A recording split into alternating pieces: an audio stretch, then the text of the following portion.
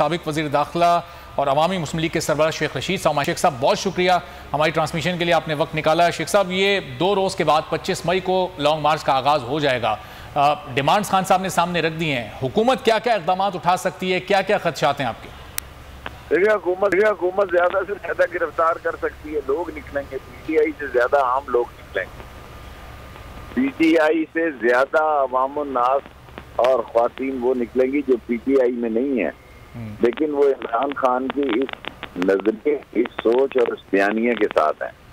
तो ये कहना कि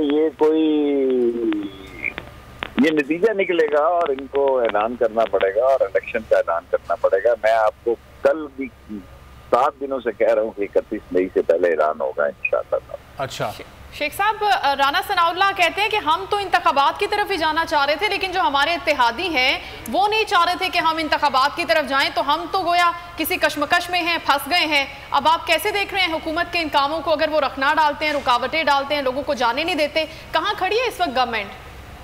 फंसेंगे और इतना फंसेंगे कि गले तक ये फंस जाएगा। और आसिफ जरदारी का मंसूबा कामयाब हुआ है, ये नाकाम हुए हैं, ये और खराब होंगे।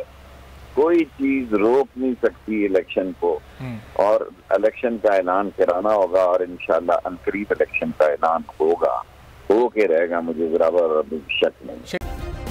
सब्सक्राइब करें और बेल दबाएं ताकि कोई खबर रह न जाए।